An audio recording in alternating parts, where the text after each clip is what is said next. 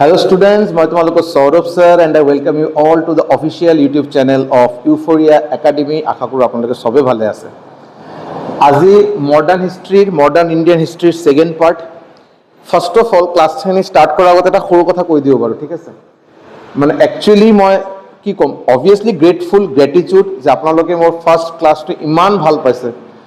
বহুত কেইটা comment, no doubt number of views হিচাপে চাগে ইমান বেছি নহয়, বাট অবভিয়াছলি ইউটিউবত বহুত কিবা কিবি টেকনিকেলিটিজ থাকে, এইটো ইমান চাগে মই গম নাপাওঁ, মই টেকি মানুহ নহয়, টেকনিকেল ছাইডৰ মানুহ নহয়। ষ্টিল মোক যিমান যোনে হেল্প কৰে তেখেতে কৈ আছিলে सर एक वीडियो से आपका सर 52 सब्सक्राइबार आया है। এই অকল এটা ভিডিঅ' যি ভিডিঅ'ত 400 সামথিং ভিউজ, আজিলৈকে বাৰু এতিয়া 1000 হোৱা নাই, নিশ্চয়কৈ বহুত সোনকালে হ'ব বাৰু। ইয়াতে বাৰু 50 সামথিং ভিউজ ছাবস্ক্ৰাইবাৰ আহি গৈছে বাৰু অকল এটা ভিডিঅ'ৰ পৰা। ইট শ্ব'জ কি ভিডিঅ'টো আপোনালোকে কিমান ভাল পাইছে। দ্বিতীয়ত কথা, আপোনালোকে বহুতে আমাৰ হোৱাটছএপ গ্ৰুপ, যি গ্ৰুপৰ লিংক আমাৰ এই পাৰ্টিকুলাৰ ভিডিঅ'ৰ ডেছক্ৰিপশ্যনত দিয়া আছে, আমাৰ কমেণ্ট ছেকশ্যনত আপোনালোকে এই particular first video' modern Indian হিষ্ট্ৰীৰ প্ৰথম ভিডিঅ', যিটো বাৰু মোৰ GS-ৰ ভিডিঅ' চাগে আজিৰ পৰা 6-7 বছৰ আগত চাগে এটা ভিডিঅ' বনাইছিলোঁ। ইয়াৰ পিছত যে এনেকৈ এটা ভিডিঅ' বনোৱাৰ পিছত ইমান মৰম পাম, ইমান আপোনালোকে ভাল পাব, মানে মোৰ বিয়ণ্ড এক্সপেক্টেশ্যন। মই ইমান আশাই কৰা নাই একচুৱেলি। মই ইনফেক্ট মই ভিডিঅ'ৰ ষ্টাৰ্টিঙত মই কৈ আছোঁ যে মই অলপ nervous. I was actually a bit nervous to start the class because মই GS-ৰ টিচাৰ নহয়, মই মেথছ আৰু ৰিজনিঙৰ টিচাৰ। আপোনালোকে নিশ্চয় গম পায় যে মই মেথছ আৰু ৰিজনিঙৰ কণ্টিনিউ ক্লাছেছ দি আছোঁ, বাট GS ক্লাছ যে আপোনালোকে ইমান ভাল পাব মোৰ মানে এইটো ভাবাৰ বাহিৰত। আৰু লগতে এটা কথা কৈ দিওঁ, মই যেহেতু মেথছ আৰু ৰিজনিঙৰ টিচাৰ, চ' কণ্টেণ্ট ৱাইজ আপোনালোকে যদি ভিউজ চাই বা ছাবস্ক্ৰাইবাৰ চাই, নিশ্চয়কৈ আজিৰ দিনত ইউফোৰিয়া একাডেমি বহুত সৰু এটা চেনেল, এবছৰ পিছত কমপ্লিট চিনাৰিও চাগে বেলেগ হ'ব পাৰে, বাট আজিৰ দিনত আপোনালোকে যদি মোৰ পঢ়োৱা GS ক্লাছ যদি ভাল পাই আছে, যিটো মোৰ জনাৰ নহয়, যিটো মোৰ ফৰ্টে নহয়, মই আপোনালোকৰ কাৰণে পঢ়াই আছোঁ যাতে এটা কমপ্লিট পেকেজ আপোনালোকক দিব পাৰোঁ। তো ডেফিনেটলি মই ইমানখিনি নিজৰ ওপৰত কনফিডেঞ্চ ৰাখি কথাখিনি ক'ব পাৰোঁ যে মোৰ মেথছ আৰু ৰিজনিঙৰ কণ্টেণ্ট, মোৰ এজ এ টিচাৰ, মোৰ delivery, as a teaching ability, মোৰ তাতে আপুনি বহুত বহুত ভাল পাব। আৰু নিশ্চয়কৈ আপোনালোকে প্লিজ ভিডিঅ'কেইটা চাব, বহুত বেছি চাব নালাগে, 2-4টামান ভিডিঅ' চাওক আপোনালোকে। আজি ৰিজনিং এতিয়ালৈকে 2টা ভিডিঅ' আপলোড হৈছে, বহুত সোনকালে আৰু এটা ভিডিঅ' আপলোড হ'বলৈ গৈ আছে নম্বৰ ছিৰিজ, এইকেইটা চাওক। যদি আপোনালোকে বেয়া পায়, এটা দুটা ভিডিঅ' মেক্সিমাম মোৰ কথা ৰাখি অলপ চোৱাত ট্ৰাই কৰক। যদি বেয়া লাগে, যদি লাইফত কেতিয়া ইউফোৰিয়া একাডেমীৰ ভিডিঅ' আপোনালোকে চোৱাৰ কোনো প্ৰয়োজন নাই, মোৰ ফালৰ পৰা মই কৈ আছোঁ। বাট আপোনালোকে মই ইমানখিনি গেৰেণ্টি দিছোঁ, আপোনালোকে চিনচিয়াৰ এক্সপিৰিয়েঞ্চ যদি হৈ থাকে, একচুৱেলি যদি প্ৰিপাৰেশ্যন কৰাটো বিচাৰে, মানে জাষ্ট টাইম পাছ নহয়, নিশ্চয়কৈ মেথছ আৰু ৰিজনিঙৰ ক্লাছেছবোৰ মোৰ আপুনি GS-ৰ ক্লাছৰ পৰা বেছি ভাল পাব বুলি এইটো মোৰ এটা মানে আশা, বা মই মানে এইটো মই মানে গেৰেণ্টি বুলি ক'ব পাৰোঁ একচুৱেলি। যি হওক, চ' ষ্টাৰ্ট करने से पहले এবাৰ হয় না যে আগলে লাষ্ট এপিছড মে क्या हुआ था, ৰিকেপ বুলি কোৱা, অলপ ৰিকেপ কৰি দিওঁ, অলপ কথাখিনি মিলাই লওক। আশা কৰোঁ আপোনাৰ নোট কৰিছে। ইউৰোপিয়ান পাৱাৰ, আমি ষ্টাৰ্ট কৰিছিলোঁ এডভেণ্ট অফ দ্য ইউৰোপিয়ানছ। আমাৰ মডাৰ্ণ ইণ্ডিয়ান হিষ্ট্ৰী 1498-ৰ পৰা 1947, মোটামুটি 500 ইয়াৰ্ছ, 450 ইয়াৰ্ছৰ এটা ডিউৰেশ্যন। ফাৰ্ষ্ট ইউৰোপিয়ান পাৱাৰ, যি ইউৰোপিয়ান পাৱাৰ ইণ্ডিয়াত আহিছিল, হ'ল পৰ্তুগালৰ পৰা আহিছিল পৰ্তুগীজ। তাৰ আগত আমি ট্ৰিটি অফ টৰ্ডিছলাছ চাইছিলোঁ, স্পেইন আৰু পৰ্তুগালৰ মাজত কাজিয়া, ইষ্ট আৰু ৱেষ্ট চোৱা হৈছিল। ভাস্কো ডা গামা প্ৰথম পৰ্তুগীজ যি ইণ্ডিয়াত আহিছিল, কোন ৰাস্তা দি আহিছিল? কেপ অফ গুড হোপ, যিটো চাউথ আফ্ৰিকাৰ টিপ, চাউথ আফ্ৰিকাৰ যিটো মাথাটো কেপ অফ গুড হোপ বুলি কোৱা হয়, সেই ৰাস্তা দি আমাক ইণ্ডিয়াত আহিছিল কোনে? Vasco da Gama was the first Portuguese, first European to come India. কেতিয়া আহিছিল? 1498, এক্সাক্ট ডেট যদি আপোনালোকৰ মনত আছে, 17 মে 1498-ত ভাস্কো ডা গামা আহিছিল। কোনে হেল্প কৰিছিল? আব্দুল মাজিদ, এজন গুজৰাটী মাৰ্চেণ্ট আছিল, গুজৰাটী এজন ব্যৱসায়ী আছিল আব্দুল মাজিদ, তেখেতে লৈ আহিছিল। ক'ত আহি পালে? কেলিকাট, যিটো আমি আজিৰ দিনত কোজিকোড বুলি কওঁ, কেৰালাত আছে কেলিকাট। তাতে তেতিয়া ৰজা কোনে আছিল? হিন্দু ৰজা আছিল, নাম আছিল জামোৰিন। এই জামোৰিনে ভাস্কো ডা গামাক বহুত গ্লিফুলি, বহুত ভালকৈ গ্ৰিটিংছ কৰিলে, বহুত ভালকৈ ৱেলকাম জনালে। ঠিক আছে, ভাস্কো ডা গামা আহি গ'ল। অহাৰ পিছত তেখেতে ইয়াৰ পৰা মছলা পাতি কিবা কিবি লৈ আকৌ নিজৰ কাণ্ট্ৰিত, নিজৰ পৰ্তুগালত আকৌ গ'ল। কি লৈছিল? পেপাৰ, চিনামন, যিবিলাক আমি দালচিনি বুলি কওঁ, বা আমাৰ গোলমৰিচ যিবিলাক থাকে, এইবিলাক লৈ গৈছে। তাতে 600 টাইমছ প্ৰফিটত তাতে চেল কৰিলে, এটা দুটা টকা নহয়, 600 টাইমছ প্ৰফিটত যাই চেল কৰিলে। তাৰপিছত গম পালে যে ये जो भारत है, ये जो देश है, ये एक सोने का चिड़िया है। इसको अगर इसमें इतना कुछ है लेने के लिए, मतलब क्या ही हम लोग लेके लेके थक जाएंगे, लेकिन ये इसके पास और भी कुछ रहेगा और भी एक्सप्लोर करने के लिए। भारत को सोने का चिड़िया बोला गया था।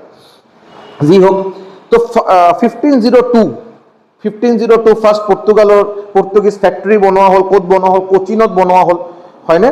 তেতিয়া ফাৰ্ষ্ট গভৰ্ণৰ, এই সময়ত ফাৰ্ষ্ট পৰ্তুগীজ গভৰ্ণৰ ইণ্ডিয়াত আছিল ফ্ৰেংকয় ডি আলমিডা। মই বস্তুখিনি লিখা নাই এতিয়ালৈকে, মই লিখা ষ্টাৰ্ট কৰা নাই, কাৰণ এইবিলাক অলৰেডি লাষ্ট ক্লাছত হৈ গৈছিল। যিসকলে চোৱা নাই বাৰু লাষ্ট ক্লাছটো, নিশ্চয়কৈ প্লে লিষ্টত ভালকৈ বস্তুখিনি ছিকুৱেঞ্চিয়েলি বহা আছে, এবাৰ চাই লওক, ঠিক আছে।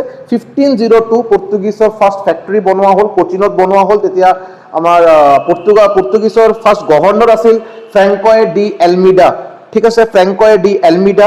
এই ফ্ৰেংকয় ডি এলমিডা, এটা ইম্পৰ্টেণ্ট কুৱেশ্যন, হু ইন্ট্ৰডিউসড ব্লু ওয়াটার পলিসি? এই ব্লু ওয়াটার পলিসি কোনে ইন্ট্রোডিউস করেছিল? এই এলমিডা, ফ্রैंकॉय डी एल्मिडा इंट्रोड्यूस করেছিল ব্লু ওয়াটার পলিসি। এই ব্লু ওয়াটার पॉलिसी হল যে अभी से हम लोग ये जितना ओशन है, इंडियन ओशन के ऊपर हम लोग का राज रहेगा। এটা পলিসি এটা উলাই দিলে কোন? ফ্রैंकॉय डी एल्मिडा, ফার্স্ট পর্তুগীজ গভর্নর। বস্তুখিনি গৈ আছে এতিয়া কোচিনত, বাৰু অবভিয়াসলি ক্যালিকাটত আহি পাইছিল, কোচিনত ক্যাপিটাল বনালে, বাট ফ্ৰম দ্য ভেৰি বিগিনিং একদম স্টাৰ্টিংৰ পৰা पोर्तुगालों বা पोर्तुगीजों नजर आसिल गोवार ऊपर, नजर था हमेशा गोवा के ऊपर। गोवा हम लोग को लेना है। गोवा क्यों लेना है? बिकॉज गोवा आपका वेस्टर्न कोस्ट में आता है, उसको अगर ले पाएंगे उधर से पूरा वेस्टर्न कोस्ट हम लोग देख पाएंगे। तो गोवा स्टार्टिंग पर এটা एम आसिल लोৱাৰ কাৰণে, বাট গোৱা লোৱাটো সম্ভৱ নহয়, বিকজ তেতিয়া গোৱা ৰুল কৰা আছিল। গোৱা কোনে ৰুল কৰিছিল? বিজাপুৰ কিংডম। তো এই আমাৰ এলফানসো ডি আলবুকাৰ্কি 1510 in the year 1510 গভৰ্ণৰৰ নাম আছিল আলফানসো ডি আলবুকাৰ্কি, পৰ্তুগীজ গভৰ্ণৰ। তেখেতে হেল্প লৈছিল এজন পাইৰেট মানে যিসকলে মানে সমুদ্ৰৰ ডকাইত যিসকল থাকে আৰু, নাম আছিল টিমোজিৰ হেল্প লৈ তেখেতে কি কৰিলে? তেখেতে কেপচাৰ কৰিলে গোৱা। টিমোজি তেখেতৰ আণ্ডাৰত 400-500 মানুহ আছিল, তেখেতক লৈ পিনে কেপচাৰ কৰিলে গোৱা। হৈ গ'ল, গোৱা কেপচাৰ হৈ গ'ল। এতিয়া এই আলফানসো ডি আলবুকাৰ্কি যি কয় আৰু, তেখেতে কিন্তু সতী প্ৰথা যিটো ফলো কৰা হয়, তেখেতে কিন্তু নিজৰ টেৰিটৰী, নিজে গোৱাত যেনেকৈ নিজৰ টেৰিটৰী আছিল, তেখেতে তাক এইটো প্ৰহিবিট কৰি দিলে, বন্ধ কৰি দিলে। হৈ গ'ল। নেক্সট 1530 এই যে কেপিটেল শিফ্ট হ'ল, গোৱাত কেপিটেল শিফ্ট হ'ল কোচিন টু গোৱা। ইয়াৰ আগত কেপিটেল আছিল কোচিন। এই কোচিনৰ পৰা গোৱালৈকে শিফ্ট কৰা হ'ল কেপিটেল। কোন ইয়াৰত? 1530। এই 1530 ইয়াৰত পৰ্তুগীজৰ গভৰ্ণৰ কোন আছিল? Very important question. পৰ্তুগীজৰ গভৰ্ণৰ আছিল নিনো ডা কুনহা। ঠিক আছে, অলৰেডি এইবিলাক ডিছকাছ কৰা হৈছে, মই বাৰে বাৰে কৈ আছো, ঠিক আছে। হৈ গ'ল বস্তুখিনি। ইয়াৰ পিছত লাহে ধীৰে ডামান এণ্ড ডিউ কেপচাৰ কৰা হ'ল 1535, 1559 এইবিলাক হৈ গ'ল। এতিয়া এইবিলাক যেতিয়া হৈ আছিল বাৰু, ইংলিছ গোটেইখিনি চাই আছিল, বাট ইংলিছে পটককৈ আগত কিন্তু অহা নাছিল, বিকজ ইংলিছে অলপ ৱেইট কৰি আছিল, মানে ৱেইট এণ্ড ৱাচ পলিচি, অলপ চাওঁ বাৰু যে কি কৰে আৰু তাৰপিছত আমি যাম, আৰু আমি গ'লে তো হ'লে আৰু ইংলিছে কিন্তু বস্তুখিনি চাই আছিল, বাট তেতিয়া কিন্তু ইণ্ডিয়াত আহি পোৱা নাই। এতিয়া 1582 ব্ৰিটিছ ক্ৰাউন এজন মানুহ পঠালে, নাম আছিল ৰেল্ফ ফিচক আমি first British to come India বুলি ক'ব পাৰোঁ। প্ৰথম ব্ৰিটিছ যি ইণ্ডিয়াত আহিছিল, ৰেল্ফ ফিচ। তেখেতে কিন্তু ইণ্ডিয়াত কোনো বিজনেছ কৰাৰ কাৰণে অহা নাই, কোনো ইয়াৰ পৰা কেপচাৰ কৰাৰ কাৰণে অহা নাই, কোনো যুদ্ধ কৰাৰ কাৰণে অহা নাই, অকল ইণ্ডিয়া সাৰ্ভে কৰিব আহিছিল যে ইণ্ডিয়া কি। ये इतना मार्केट में जो खबर उड़ रहा है कि इंडिया में जो जाएगा गरीब होके जाएगा, मतलब अल्ट्रा रिच মানে অকল নৰ্মাল ধনী নহয়, আল্ট্ৰা ধনী লেভেলৰ মানুহ হৈ নিজৰ কাণ্ট্ৰিত আহে। ইণ্ডিয়ালৈ এনেকৈ এটা বাতৰি, এনেকৈ এটা নিউজ এটা অলৰেডি স্প্ৰেড হৈ গৈছিল। সেইটো কনফাৰ্ম কৰাৰ কাৰণে ব্ৰিটিছ ক্ৰাউনে পঠালে ৰেল্ফ ফিচে ইণ্ডিয়াত আহিলে 1582। যেতিয়া ই আকৌ ৰিটাৰ্ণ কৰিলে নিজৰ ইংলেণ্ডত, ব্ৰিটেইনত যেতিয়া ৰিটাৰ্ণ কৰি ই পুৰা একদম আক্কা বাক্কা ৰহ গয়া, মানে ই পাগল হৈ গৈছে। আৰু কিয় বোলে ব্ৰিটিছ ক্ৰাউনক গৈ পিনে কৈছে যে আপোনালোকক মোক কি বুলি পঠাইছিলে যে এনেকে বস্তুখিনি আমি এক্সপেক্ট কৰি আছো, আপুনি গৈ পিনে চাওকচোন যে আমাৰ এক্সপেক্টেশনখিনি ঠিক আছে নেকি। राल्फ फिश ब्रिटिश क्राउन ताते কৈ আছে বাৰু যে आप लोग का जो एक्सपेक्टेशन था वो कुछ भी नहीं था, उससे 1000 गुना बड़ा, 1000 गुना ज्यादा सोर्सेस, ज्यादा रिसोर्सेस, ज्यादा चीज हम लोग को इंडिया में मिल सकता है। आप लोग क्या सोचे, आप लोग का सोच से बहुत बड़ा है इंडिया। এইটো कहते तो আমার ব্রিটিশ ক্রাউন পাগল হয়ে গল, কুইন এলিজাবেথ ওয়ান পাগল হয়ে গৈছে, কি কয় আমার এনেকে এক্সপেক্টেশন, আমি এনেকে তেতিয়া তো বাৰু আমাৰ জি নিউজ আৰু ৰিপাব্লিক টিভি নাছিল আৰু সানসেনি কেস খোলা আছে এনেকে তো নাছিল বাৰু, তেতিয়া এনেকে জাস্ট এটা বস্তুখিনি নিউজ এটা এইফালৰ পৰা এইফাল যোৱাতে বাৰু বহুত টাইম লগা আছে। ই কৈছে যে আমি যেনেকে বস্তুখিনি শুনিছিলো এইটো নাই আৰু বহুত আৰু ইয়াতছে বহুত ডাঙৰ হয় আৰু এই কাৰণে 1599 কুইন এলিজাবেথ ওয়ান এটা ৰয়্যাল চাৰ্টাৰ সাইন কৰিলে, মানে রয়্যাল এটা ল, এটা আইন বনাই দিলে। কি আইন বনাই দিলে যে ইংলিশ ইস্ট ইন্ডিয়া কোম্পানীক বনোৱা হল, লিখি দিলে যে ইংলিশ ইস্ট ইন্ডিয়া কোম্পানী বনোৱা হল কিয়, ইন্ডিয়া যাব বুলি, ইন্ডিয়া যাব বুলি। ইস্ট ইন্ডিয়া কোম্পানী বনোৱাৰ চাৰ্টাৰটো ওলাই গৈছিল 1599, মানে লটো লিখা হৈছিল 1599। ইংলিশ ইস্ট ইন্ডিয়া কোম্পানী বনোৱা হৈছিল ক'ত, ইণ্ডিয়াত নহয় ব্ৰিটিছত। কেতিয়া বনোৱা, 1600, এক্সাক্টলি 1600ত বনোৱা হল। ওকে, এতিয়া আমাৰ ব্ৰিটিছে প্লেনে কৰি আছিল যে আমি যাম, বাট যোৱাৰ আগত কি হল, পটককে 1602 ইন দ্য ইয়াৰ 1602 আহি গ'ল আমাৰ কোন, নেদাৰলেণ্ডৰ মানুহ ডাচ মানুহ আহি গ'ল, ডাচ ইষ্ট ইণ্ডিয়া কোম্পানীলৈ আহি গ'ল বাৰু। নেদাৰলেণ্ড কিন্তু বহুত মানে এভাৰেজ হাইট 6.2, নেদাৰলেণ্ডৰ চিটিজেনৰ এভাৰেজ হাইট 6.2 আহি গ'ল। এতিয়া যদি কোশ্চেন আহে যে ইণ্ডিয়াত কোনে ফাৰ্ষ্ট আহিছিল, British or Dutch, answer will be Dutch, British নহয় কিন্তু। এতিয়া বস্তুখিনি ই হৈ গ'ল, ব্ৰিটিছৰ যে আমি যাম বুলি কৈ আছো, ইফালে ক'ৰ পৰা আকৌ ডাচ সোমাই গ'ল। এতিয়া ডাচ আহি গ'ল বাৰু, ঠিক আছে, বাট ডাচ আছিল একেবাৰে গৰীব, পইচা নাছিল বাৰু। তেখেতসকলে ইয়াতে আহি ই কৰিম বহুত কিবা কিবি প্লেনিং, বাট লগত পইচা নাই, পকেট খালী। এই কাৰণে তেখেতে ওলাই দিলে IPO, যিটো বাৰু আজিৰ দিনত বহুত এটা ফেমাছ, শ্বেয়াৰ বাজাৰত বহুত ফেমাছ এটা টপিক। আমাৰ ফিজিক্স বালা কেইদিন পিছত IOW বুলি কৈ আছো, IPO ওলাব বুলি শুনি আছো, বোটৰ ওলাব বুলি শুনি আছো, হয়নে? ৰিচেণ্টলি বহুত ওলালে বাৰু, সুজলন ইডেডা বহুত ওলালে। যিহওক, এই যে IPO ইনিচিয়েল পাব্লিক অফাৰিং, এই কনচেপ্টটো ওলালে ডাচ ইষ্ট ইণ্ডিয়া কোম্পানী। তেখেতে কি ক'লে যে মানুহৰ পৰা পইচা বিচাৰিলে, কিন্তু পইচাটো বাৰু ভিক্ষা লোৱাটো সম্ভৱ নহয়, শ্বেয়াৰ দিয়া হ'ব, আপুনি আমাক ইমানখিনি পইচা দিয়ক, এই পইচা হিচাপে প্ৰপৰ্চনেটলি এই অনুপাত মেইনটেইন কৰি আপোনাক এই আমাৰ কোম্পানীৰ শ্বেয়াৰ দিয়া হ'ব। এই হিচাপে পইচা কালেক্ট কৰা ষ্টাৰ্ট কৰিলে। পইচা কালেক্ট কৰা হ'ল, পইচা কালেক্ট কৰাৰ পিছত 1605 খ্ৰীষ্টাব্দ, ইন দ্য ইয়াৰ 1605 বনোৱা হ'ল ফাৰ্ষ্ট ফেক্টৰী, ডাচৰ ফাৰ্ষ্ট ফেক্টৰী বনোৱা হ'ল। ক'ত বনোৱা, মাছুলিপট্টনমত বনোৱা হ'ল। আজিৰ দিনত মাছিলিপট্টনম ক'ত আছে, অন্ধ্ৰপ্ৰদেশত আছে।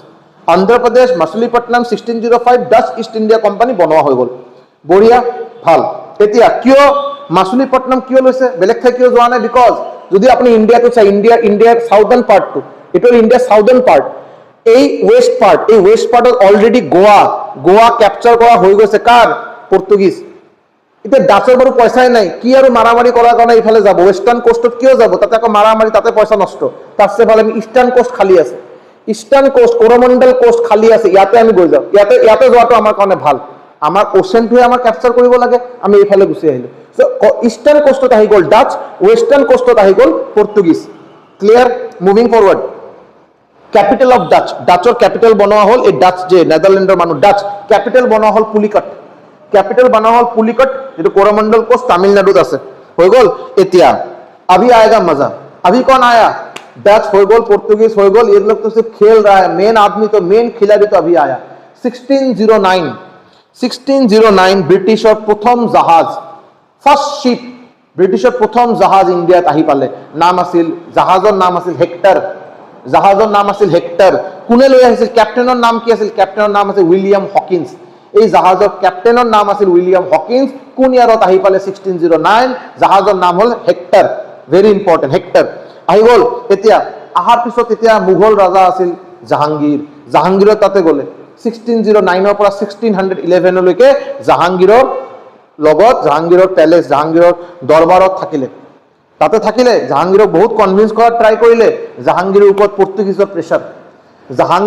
পৰ্তুগীজৰ প্ৰেছাৰ कि अगर तुम किसी को परमिशन दिए तो तुमको हम लोग देख लेंगे। দ্বিতীয়ত কথা, জাহাংগীৰে ভাবিছে যে আমি ইয়াতে ৰজা, আমি মোগল এম্পায়াৰৰ মানে কি ক'ম মানে ৰজা আৰু এজন ইমান পাৱাৰফুল, মই আকৌ অলৰেডি পৰ্তুগীজ আহি ইয়াতে প্ৰেছাৰ দি আছে, ডাচ আহি গ'ল, এতিয়া যদি আকৌ মই ইংলিছক যদি পাৰ্মিশ্যন দি দিওঁ তেতিয়াতো আৰু খেলাই খতম। আমাৰ যিটো হ'ব ফাইনেলি যিটো হৈছিল বাৰু সেইটো জাহাংগীৰ তেতিয়াই ভাবিছিল। তো 1609 1611লৈকে জাহাংগীৰক বহুত কনভিন্স কৰা ট্ৰাই কৰা হ'ল, জাহাংগীৰে কিন্তু ৰাজি হোৱা নাই। এতিয়া আহি গ'ল 1612 জাহাংগীৰৰ দৰবাৰত আৰু এজন ব্ৰিটিছ আহিলে, নাম আছিল 1612 আহিল কোনে জাহাংগীৰৰ দৰবাৰত, কোনে আহিল? Captain Middleton. কেপ্টেইন মিডলটন আহিলে। ই খালী হাত অহা নাই, সি খালী হাতত অহা নাই, সি লৈ আহিছিল ডাঙৰ ডাঙৰ ৱাইনৰ মদৰ বটল আৰু বহুত কিবা কিবি ৰয়েল পালকি, এইবিলাক যেতিয়া লৈ আহি যেতিয়া জাহাংগীৰক দিয়া হ'ল, জাহাংগীৰ কৈছে हो गया, मैं पिघल गया, बंदा पिघल गया, जो करना है कीजिए, परमिशन फुल परमिशन है आप लोग को। पाई बोले परमिशन, जेतिया परमिशन पाले तो इंग्लिश কৈ আছে देखिए साहब, जहांगीर साहब देखिए, हम लोग आपसे परमिशन मांग रहे थे एक फैक्ट्री का 1609 में, आप तो दिए नहीं। 2 साल आपको इतना हम लोग गिरगिराए, इतना आपसे रिक्वेस्ट किए कि हम लोग को परमिशन दे दीजिए, आप तो दिए नहीं। ये दारू देख के आपका जीभ लपलपाया, एकदम अल्पेनलीबे वाला जो है जीभ लपलपाया पूरा, और आप मुझे परमिशन अभी देने जा रहे हैं। अभी हम लोग एक फैक्ट्री का नहीं 3 फैक्ट्री का परमिशन चाहिए, 3 गुना लगान लेंगे, है ना, तो 3 फैक्ट्री का परमिशन चाहिए। तो फैक्ट्री बनवा हो জাহাংগীৰে দি দিলে পাৰমিশন। প্ৰথম ফ্যাক্টৰি বনোৱা হল 1613 1613 ক'ত বনোৱা হল? গুজৰাট সুৰত, গুজৰাটৰ সুৰতত বনোৱা হল 1613। মই কিন্তু এতিয়ালৈকে একটা ওয়ার্ডও লিখা নাই, বিকজ গোটেইখিনি বস্তু লাস্ট ক্লাছত রিপিট করা হয়েছিল, খালি মিলাই লওক, মই কথাখিনিৰ লগত নোটখিনি মিলাই লওক। ইয়াৰ পিছত সাউথত বনালে মাছুলিপট্টনম, মনত কৰক, মাছুলিপট্টনম ডাচ, ইয়াতে 1631ত কোম্পানী বনাই দিলে। ডাচৰ ক্ষমতা নাই ইংলিছৰ লগত আহি কিবা কৰে, ক্ষমতা নাই, বনাই দিলে 1631ত। 1633 ইষ্টত বনালে, ইষ্ট হৰিহৰপুৰ, ইয়াতে ৱেষ্টত বনালে সুৰত, সাউথত বনালে মাছুলিপট্টনম অন্ধ্ৰপ্ৰদেশ, আৰু ইষ্টত বনালে হৰিহৰপুৰ উড়িষ্যা। 1633 1633 इन द ईयर 1633 তাতে बनाए दिले। पूरा कैप्चर, इधर पे एक है, इधर पे एक है, इधर पे एक है, पूरा कैप्चर हो गया। नॉर्दर्न इंडिया भी चाहिए नहीं, नॉर्दर्न इंडिया के अगल बगल कोई नदी नहीं है, कोई समंदर नहीं है, नॉर्दर्न इंडिया भी चाहिए नहीं है, बिकॉज उस टाइम जिस टाइम का बात हो रहा है उस टाइम पूरा ट्रेड, पूरा बिजनेस होता था आपका पानी के चलते, पानी के थ्रू होता था, और नॉर्दर्न इंडिया में कोई पानी तक था नहीं, पानी का कोई ये नहीं है।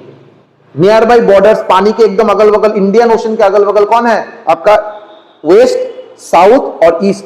तो वेस्ट, ईस्ट और साउथ ऑलरेडी एक एक फैक्ट्री बना के रख दिया है इंग्लिश। क्लियर है? ओके।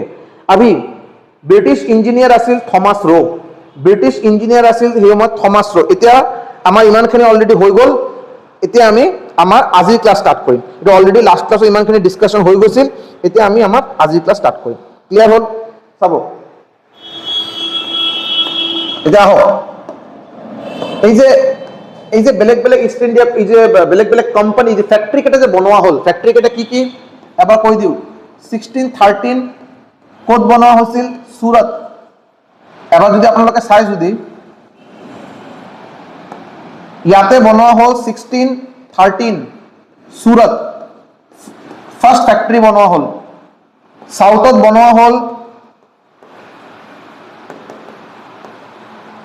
মাছুলিপট্টনম, কোন ইয়াৰত? 1631। ইষ্টত বনোৱা হ'ল 1633 ব্ৰিটিশ ফ্যাক্টৰি, 1613 1631 1633 ক'ত বনোৱা হৈছিল? হৰিহৰপুৰ। হৰিহৰপুৰ ক'ত আছে? উড়িষ্যা। এই 3টা ফ্যাক্টরি বনাই দিয়া হ'ল। বস্তুখিনি ক্লিয়ার? বনাই দিয়া হ'ল। এই 3টা ফ্যাক্টরি বনোৱাৰ কাৰণে যে মেইন ইঞ্জিনিয়াৰ আছিল, মেইন আৰ্কিটেক্ট আছিল, তেখেতৰ নাম আছিল কি? মেইন ইঞ্জিনিয়ার বা মেইন আর্কিটেক্ট যি এই 3টা ফ্যাক্টরি প্ল্যানিং বনাইছিল, নাম আছিল থমাস रो। নাম আছিল থমাস रो। বহুতে কি কৈ দিয়ে, বহুতো আকৌ এটাৰ মিসকনসেপশন এটা আছে ইয়াতে, যে থমাস रो কোন হয়? থমাস रो তুমি গম নোপোৱা? থমাস रो উইলিয়াম হকিন্সৰ লগত 1609ত ইণ্ডিয়াত আহিছিল। ইয়াতছে মই মানুহ বেছি বেটাৰ মনত ৰাখা এইটো একেবাৰে অথেণ্টিক ইনফৰমেশ্যন দি আছোঁ, সেইটো অথেণ্টিক নহয়, এইটো অথেণ্টিক হয়। মই এইটো ভুল বুলি কোৱা নাই, চাগে তেখেতৰ লগত আহিছিল বাৰু, বাট তেখেতে কেপ্টেইন নাছিল উইলিয়াম হকিন্স, তেখেতে চাগে ইমান ডাঙৰ এটা ৰোল প্লে কৰা নাই, কিন্তু থমাছ ৰ ৱাজ দ্য মেইন ইঞ্জিনিয়াৰ, যি মানুহজনে এই ফেক্টৰী কেইটা বনাইছিল। ক্লিয়াৰ হ'ল? এতিয়া अभी थोड़ा देखिए क्या हो रहा है। पोर्तुगीज आया, उसके साथ हर एक राजा के साथ खिचखिच चल रहा था। জাহাঙ্গীৰে পৰ্তুগীজে ইমান ভাল পোৱা নাছিল, প্ৰেছাৰ এটা আছিল বাট ইমান ভাল পোৱা নাছিল। বিজাপুৰ কিংডমৰ লগত যুদ্ধ কৰি গোৱা লৈছে। চ' আমাৰ ইণ্ডিয়ান ৰজাকেইটাৰ লগত পৰ্তুগীজৰ ইমান ভাল সম্পৰ্ক নাছিল। ডাচ বাৰু নিজৰে অৱস্থা বেয়া, পইচা পাতি নাই, কিবা কৰি কোম্পানী কেইটা বনাইছে, ইমান বেছি পাৱাৰফুল নাছিল। আৰু সম্পৰ্ক যদি মই কথা ক'ব যাওঁ, ৰজাকেইটাৰ লগত ভাল সম্পৰ্ক ডাচত নাছিল। এতিয়া ইংলিছে কি কৰিলে চাব, এইটো কোৱা হয় ডিপ্ল'মেচি। ইংলিছ অকল পাৱাৰফুল নহয়, আৰ্মছ এমুনেশ্যন এইটো দি পাৱাৰফুল নহয়, ডিপ্ল'মেটিক। ইংলিছে কি কৰিলে গম পোৱা নাই? ইংলিছে আহি কি কৰিলে, যি মই জাষ্ট এক্সাম্পল দি কৈ আছোঁ বাৰু, এটা পাৰ্টিকুলাৰ ঠাইত টেক্স দিব লাগে, টেক্স। তেখেতসকলে বেলেগ বেলেগ ইউৰোপিয়ান পাৱাৰ, ইউৰোপিয়ান কোম্পানীজ, তো পৰ্তুগীজে টেক্স দিব লগা হৈছে, ডাচে টেক্স দিব লগা হৈছিল, বা আমাৰ ইংলিছ ইষ্ট ইণ্ডিয়া কোম্পানীয়ে টেক্স নিশ্চয় দিব লাগিব বাৰু।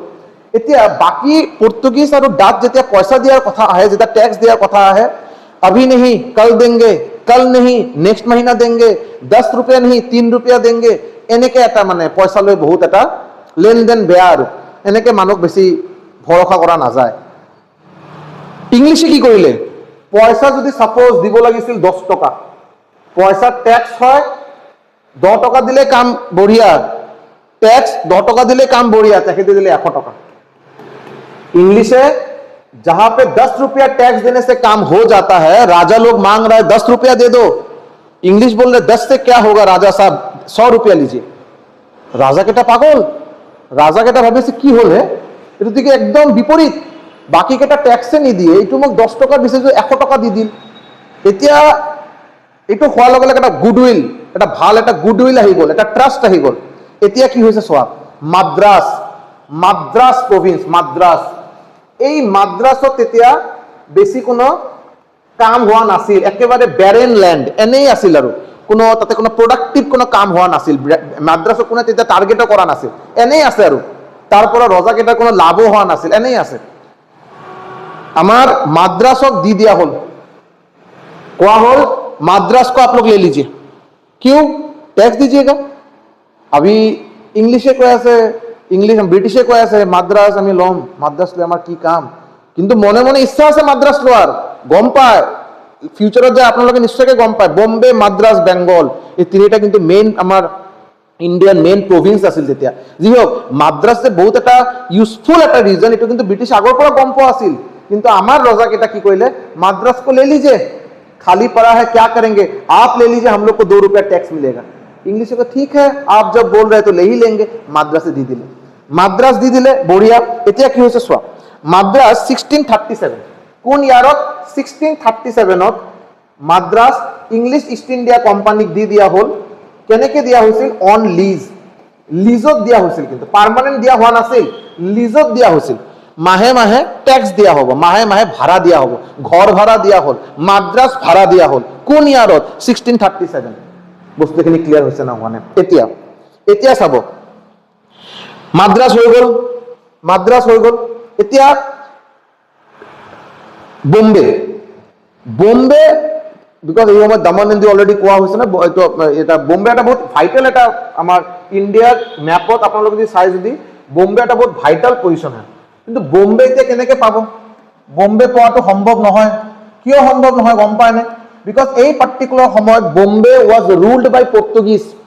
বোম্বে কোনে ৰুল কৰিছিল, পৰ্তুগীজে ৰুল কৰিছিল, পৰ্তুগীজ। চ' বোম্বে পৰ্তুগীজে ৰুল কৰিছিল। এই সময়ত 1661, ইয়াৰটো বহুত ইম্পৰ্টেণ্ট, ভেৰি ভেৰি ইম্পৰ্টেণ্ট ইয়াৰ। 1661 হেনৰি জন ফ'ৰ্থ কোন আছিল, পৰ্তুগীজ ৰজা আছিল। এই সময়ত পৰ্তুগীজৰ ৰজা, পৰ্তুগালৰ ৰজা কিং কোন আছিল, হেনৰি জন ফ'ৰ্থ। আৰু এই সময়ত ব্ৰিটিছৰ ৰজা আছিল চাৰ্লছ সেকেন্ড। এইটো ব্ৰিটিছ কিং। ব্ৰিটিছৰ ৰজা কোন আছিল? Charles second. ঠিক আছে, এতিয়া বহুত মজাৰ কথা, বম্বে লোৱাৰ ট্ৰাই কৰাৰ আগতে ৰজাই চাৰ্লছ সেকেন্ডে ভাবিলে যে বম্বেটো আমাৰ লাগিবই, আৰু আজি নহয় কালি বম্বে মাদ্ৰাজ বেংগল এইটো বহুত ইম্পৰ্টেণ্ট জাগা। এইটো ব্ৰিটিছে আগৰ পৰা গম পোৱা আছিল। এইটো কাৰণ আৰু এটা ইম্পৰ্টেণ্ট কথা মই ক'ব পাহৰি গৈছো, তোমালোকে এইটো গম পোৱা নে যে এই ষ্ট্ৰেটেজি যিমানখিনি যে বম্বে লাগে, মাদ্ৰাজ লাগে, বেংগল লাগে, এই তিনিটা যে মেইন যে আগৰ পৰা এটা তেখেতসকলৰ যে থিংকিঙত আছিল, এইটো বেলেগ ইউৰোপিয়ান পাৱাৰে কিয় কৰা নাই গম পোৱা নাই? বহুত সিম্পল লজিক, যেটো NCERT ক্লাছ 8ৰ কিতাপত ধুনীয়াকৈ বস্তুখিনি ফাৰ্ষ্ট চেপ্টাৰত এক্সপ্লেইন কৰা আছে যে ব্ৰিটিছ ইণ্ডিয়াত ৰেণ্ডম অহা নাই, কিন্তু ৰেণ্ডম নহয় যে চলতে চলতে চলে যাতে কুছ মিল গয়া লে লিয়ে সোনা वाना लेके घर चले गए, नहीं। ব্ৰিটিছ সদায় ডকুমেণ্টেশ্যনত বেছি মানে ট্ৰাষ্ট কৰিছিল। ডকুমেণ্টেশ্যন, কাগজ পাতি মেইনটেইন ৰাখা, সাৰ্ভে কৰা, কিবা আমি এটা বেলেগ ঠাইত আমি যাম, তাতে আমি বেলেগ ঠাইত গৈ আমি ক্যাপচাৰ কৰাৰ এতিয়া প্লেনিং চলি আছে। সাপোজ ব্ৰিটিছে আজি ৰাতি প্লেন হ'ল, কালি মৰ্নিঙত গুচি তাতে ডাইৰেক্ট আৰ্মছ এমিনেশ্যন আছে বহুত, মই এটাক কৰি দিলোঁ, এনেকৈ নহয়, কেতিয়াও কৰা নাই, নেভাৰ। সদায় এই জাগাখিনিৰ আগতে ৰিচাৰ্চ কৰিছিল, ষ্টাডি কৰিছিল যে তাতে কেইজন মানুহ আছে, তাতে জংগল আছে না নাই, তাতে ফৰেষ্ট আছে না, তাতে নদী আছে না নাই, তাতে পাহাৰ আছে না নাই, যদি আছে ৰাস্তাৰ অৱস্থা কেনেকৈ, তাতে গৈ পিনে আমি বস্তুখিনি কেনেকৈ মেনেজ কৰিম, তাতে আমি যদি ইমান কষ্ট কৰি জাগাখিনি ক্যাপচাৰ কৰোঁ আমাৰ কিবা লাভ হ'বনে? সো কমপ্লিট এটা সাৰ্ভে, কমপ্লিট অফিচিয়েল ডকুমেণ্টেশ্যন কৰা হয়। ব্ৰিটিছত এইটো এটা নিয়ম আছিল, এটা প্ৰচেছ আছিল যে যি জাগাত যাম সেই জাগাৰ আগতে কমপ্লিট সাৰ্ভে কৰিম, তাৰপিছত এই জাগা আমি ক্যাপচাৰ কৰাৰ কাৰণে যাম, ৰেণ্ডম নাযাওঁ। আৰু এই জাগাৰ ৰজাই চাগে ইমান নাজানে যিমানখিনি ব্ৰিটিছে জানে, যে কোন গলি দি সোমাই কোন গলি দি ওলাই ৰজাক আকৌ মাৰা হ'ব, এইটো ব্ৰিটিছে ভালকে জানা আছিল, বিকজ ভালকে ষ্টাডি কৰা আছিল। আগত মানুহ পঠোৱা হয় এম্বাচেডাৰ হিচাপে, মেছেঞ্জাৰ হিচাপে, বস্তুখিনি সাৰ্ভে কৰা হয়, ক'ত কি আছে, কেনেকৈ আছে, এইটো আকৌ আহি ইয়াতে ইনফৰমেশ্যন দিয়া হৈছে, নোট ডাউন কৰা হৈছে, তাৰপিছত এটাক কৰা হৈছে। বস্তুখিনি clear? Okay, coming to this point, Bombay বহুত ইম্পৰ্টেণ্ট পইণ্ট। 1661ত বম্বে লোৱা হৈছিল, পৰ্তুগীজৰ পৰা ব্ৰিটিছে লৈছে, কিন্তু কেনেকৈ লৈছে? যুদ্ধ কৰি লোৱা নাই, কোনো যুদ্ধ হোৱা নাই। কেনেকৈ লোৱা হৈছে ভালকে শুনা। এই যে হেনৰি জন 4 পৰ্তুগীজৰ ৰজা আছিল, ব্ৰিটিছৰ ৰজা আছিল চাৰ্লছ সেকেন্ড। এই হেনৰি জন 4ৰ এজন সিষ্টাৰ আছিল, ভণ্টি আছিল, নাম আছিল কেথৰিন ব্ৰেগেঞ্জা। নাম আছিল কেথৰিন ব্ৰেগেঞ্জা। কেথৰিন ব্ৰেগেঞ্জা আছিল এই হেনৰি জন 4ৰ ৰজাৰ ভণ্টি।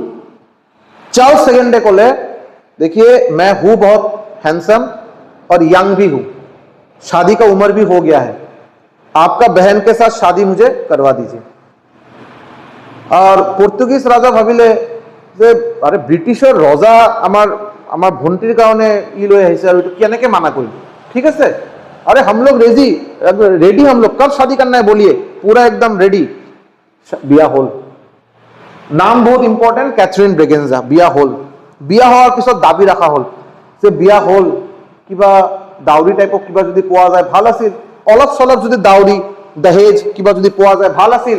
এই যে দাউৰি পৰ্তুগিজে দাউৰি হিচাপে বম্বে যে আছিল বম্বেক দিয়া হল। Bombay was transferred to British as dowry। বিয়া কৰাৰ কাৰণে যিটো দাউৰি হ'ল, এই দাউৰি হিচাপে বম্বে পৰ্তুগিজৰ পৰা ট্ৰান্সফাৰ হৈ গ'ল ব্ৰিটিছৰ তাতে। ঠিক আছে, চোৱা মানে কিমান ডিপ্লোমেটিক আৰু কিমান डिप्लोमेटिक होगा। तो बॉम्बे आपका ब्रिटिश को मिल गया एज अ दाउरी। अभी आप देखेंगे ब्रिटिश अभी क्या देख रहे हैं, ब्रिटिश अभी देखा कि हम लोग फैक्ट्री वैक्ट्री बना रहे हैं, वो सब तो ठीक है, फैक्ट्री वैक्ट्री बनाएंगे वो सब तो चलता रहेगा, हम लोग को फाइनली इस जगह पे रहना है, हम लोग इधर रहने वाले हैं, हम लोग आज आके कल जाने वाले आदमी में से नहीं है, हम लोग इधर रहेंगे, है ना। इंडिया साउदर्न पोर्शन तो इतना गम पाले आमी फोर्ट बनाब लगे, फोर्ट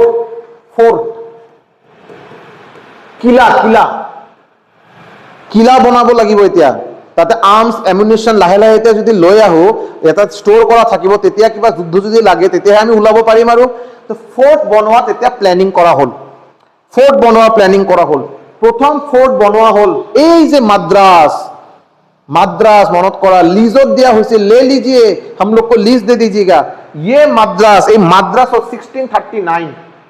1639ত ফাৰ্ষ্ট ফৰ্ট, ব্ৰিটিছৰ প্ৰথম ফৰ্ট বনোৱা হ'ল 1639। ক'ত বনোৱা হ'ল? মাদ্ৰাজ। নাম কি আছিল? Fort Saint George. বহুত ইম্পৰ্টেণ্ট। ফাৰ্ষ্ট ব্ৰিটিছৰ ফৰ্ট, ফাৰ্ষ্ট ব্ৰিটিছৰ কিলা ইণ্ডিয়াত ক'ত বনোৱা হৈছিল? মাদ্ৰাজ। কোন ইয়াৰত বনোৱা হৈছিল? 1639। ফৰ্টৰ নাম কি আছিল? Fort Saint George. ক্লিয়াৰ হৈছে না হোৱা নাই? ক্লিয়াৰ হৈছে। ইয়াৰ পিছত এই যে আমাৰ বম্বে লোৱা হ'ল, বম্বে এনে লৈছে নেকি?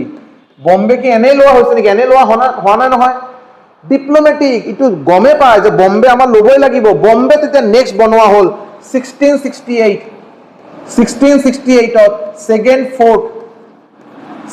ফৰ্ট বনোৱা হ'ল বম্বে। কি নাম আছিল? ফৰ্ট বম্বে। ছেকেণ্ড কিলা ব্ৰিটিছে ক'ত বনাইছিল? বম্বে বনাইছিল 1668ত, নাম আছিল ফৰ্ট বম্বে। এতিয়া 1639 1668 হৈ গ'ল। টাৰ্গেট হ'ল মেইন বেংগল। এই সময়ত বেংগল সদায় মই ক'ব পাৰোঁ, বেংগল এটা বহুত ডিপ্লমেটিকেলি, পলিটিকেলি, ইণ্ডিয়াৰ পলিটিক্সৰ কাৰণে, ইণ্ডিয়াৰ ডিপ্লমেচিৰ কাৰণে, বেলেগ ইণ্টাৰনেশ্যনেল ৰিলেশ্যনছ ৰখাৰ কাৰণে বেংগল সদায় এটা বহুত ইম্পৰ্টেণ্ট এটা প্লেচ বুলি মই ভাবোঁ। এইটো আপোনালোকে নিশ্চয় গম পায়। ইয়াৰ বাহিৰত বেংগলৰ প্ৰতি এটা বহুত এটা মানে আছিল, মানে এটা নজৰ এটা আছিল। যেনেকৈ পৰ্তুগীজ গোৱাৰ ওপৰত এটা ষ্টাৰ্টিঙৰ পৰা নজৰ আছিল, এনেকৈ ব্ৰিটিছৰ ষ্টাৰ্টিঙৰ পৰা বেংগলৰ ওপৰত নজৰ আছিল। এতিয়া বেংগলত নজৰ থকা আৰু তিনিটা ইম্পৰ্টেণ্ট ৰিজন আছে। প্ৰথম হ'ল টি মানে চাহ, নেক্সট হ'ল অপিয়াম, নেক্সট হ'ল ইণ্ডিগো। এই তিনিটা বহুত ইম্পৰ্টেণ্ট ৰিজন আছিল বেংগল कैप्चर करार कारण। बिकॉज ये तीनिटा वस्तु टी, ओपियम और इंडिगो क्या है मैं बोल रहा हूं, ये बेंगल छोड़ के तब दूसरा जगह बनता भी है, ये उन लोग का उतना ज्यादा अंदाजा नहीं था। सो बेंगल लागे। अब ये तीनिटा वस्तु टी, ओपियम और इंडिगो हाई प्रॉफिटेबल बिजनेस। सा बेया क्रेज है ने, इधर से चाय लेके उधर बेचेंगे, रातों रात अमीर। ओपियम तो बादी दिलु, आजिर दिनत क्रेज আছে। ক'ত ক'ত মানুহ এনেকে মাৰি আৰু শুই আছে, আৰু অপিয়ামটো গাজা আৰু এইবিলাক সদায় থাকিবই। আৰু ইণ্ডিগো নীলা যি বুলি কয়, যিটো আমাৰ এই নীলা, যিটো ৰবিন ব্লু আছিল, উজালা আছিল, নীলা যিটো হয়, আৰু এইটো এটা বহুত ক্ৰেজ আছিল কাপোৰ ডাই কৰাৰ কাৰণে, কাপোৰ কালাৰ কৰাৰ কাৰণে। এই তিনিটা বস্তু বেংগলত তেতিয়া মেইন মানে পজিশ্যন আছিল, বেংগলত হোৱা আছিল, আৰু এইটো কাৰণে বেংগল নজৰত আছিল। এতিয়া কথা হ'ল, অলপ কৈ দিওঁ আৰু বেংগল কিন্তু অলপ ডেট কেইটা মই দি দিওঁ, আৰু তাৰপিছত অলপ কৈ আছো। বেংগলত বনোৱা হ'ল, ইমান ইজিলি হোৱা নাই বাৰু। বেংগলত হৈছিল 1698ত। মাজতে চাব পাৰে 1668 1698 30 বছৰ মাজতে গেপ আছিল বনোৱাত, 30 ইয়াৰ্ছ। 1698ত কেলকাতা, ক'ত বনোৱা হ'ল? কেলকাতাত বনোৱা হ'ল। নাম আছিল এই ফৰ্টৰ fort William. Very very important. এক্সামত যে কিমান বাৰ আহিছে আৰু কোনো পাত্তা নাই। আৰু এইটো থাৰ্ড ফৰ্ট, এইটো 3 নম্বৰ ফৰ্ট, এইটো third fort. So 3 number fort বনোৱা হ'ল বেংগল 1698। নাম আছিল ফৰ্ট উইলিয়াম। ক'ত বনোৱা হৈছিল? কেলকাতাত বনোৱা হৈছিল 1690। জাষ্ট এটা মই ৰেণ্ডম এটা কুৱেশ্যন খুজি আছো বাৰু, আশা কৰো চাওঁ বাৰু তোমালোকে এনচাৰ দিব পাৰি না নাই। এই যে 1698 এই সময়ত কোন ৰজা, কোন মুঘল ৰজা আমাৰ ইণ্ডিয়াত रूल करा हासिल? इंडिया वॉज मुगल एम्पायर कौन था 1698 में? यह सवाल बहुत आता है कि फोर्ट विलियम जब बना था तब मुगल राजा कौन था? मुगल राजा का नाम था औरंगजेब। औरंगजेब ঠিক আছে এতিয়া এই মাজতে এই কথাখিনি অলপ আছে আৰু ঠিক আছে এইখানেতো হল আমাৰ মানে মেইন তিনটা ৰিজন তো টি ওপিয়াম ইন্ডিগো আৰু এটা কথা ব্ৰহ্মপুত্ৰ নদী আৰু আমাৰ গংগা নদী এই নদীৰ যেটো সাইড আৰু বহুত ফাৰ্টাইল এৰিয়া হয় গংগা নদীৰ সাইড আৰু আমাৰ অসম ইমান বেছি প্ৰেচাস কিয় মই অসমৰ মানুহ বা আমি অসমৰ মানুহ হেতু কোৱাৰ কাৰণে মই অসমক প্ৰেচাস বুলি কোৱা নাই Assam is actually very precious. Why? Because इधर का वेदर देखिए इस वेदर में जो चीज बनता है शायद ही इंडिया में दूसरा जगह आपको इतना सारा आपको वैरायटी मिलेगा सब्जी से लेके फल से लेके सब कुछ टी चाय हमारा অসমৰ टी वर्ल्ड फेमस क्यों because of the fertility of the soil because of the weather soil और ফার্টিলিটি আমার ব্রহ্মপুত্র নদী বহুত কন্ট্রিবিউট কৰিছে আমাৰ অসমৰ এই যেটো আমার एनवायरनमेंट को मेंटेन करार कारण ठीक है सो ये आपका जो geographically Bengal was very precious then because Brahmaputra ये आपका सॉरी गंगा का नदी का जो साइड वाला जो ये है वो बहुत फार्टाइल होता है कुछ भी चीज उसमें आप रोपा जा सकता है कुछ भी सब्जी उसमें बहुत अच्छा बनेगा है ना तो ये भी एक कारण था इतना कथा हल जे फोर्ट तो बनवा हल भालके बस्तुखिनि होना फोर्ट बनवा हल तो रोजा केटा कह आछे जे अरे ये क्या बात है आपको हम लोग मद्रास लीज पे दिए आप लोग मद्रास पे फोर्ट बना दिए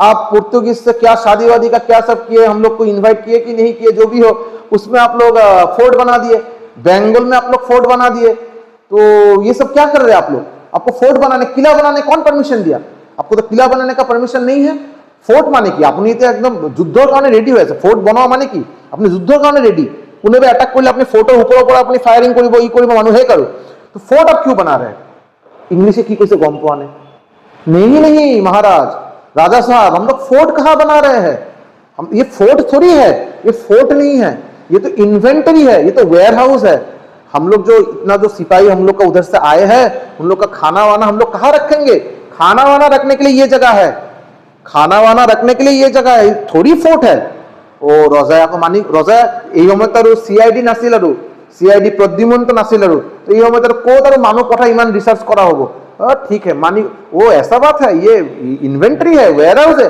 तब ठीक है तब बढ़िया है चलने दीजिए जैसा चल रहा है चलने दीजिए এই হল আমার ইন্ডিয়ার অবস্থা আৰু জি হোক এই সময়ত বেঙ্গল ওয়াজ ৰুলড বাই औरंगजेब হি আৰু এটা সুতিয়া মানুহ আৰু औरंगजेब মানে এটা ডেঞ্জাৰাস মানুহ আছিল ডেঞ্জাৰাস ভয়ঙ্কৰ মানুষ আছিল আৰু এটা এতিয়া এই औरंगजेब ই ব্ৰিটিশ আগৰ পৰা গম পাইছে যে আমি ফোৰ্ট কেটা তো বনাই লৈছো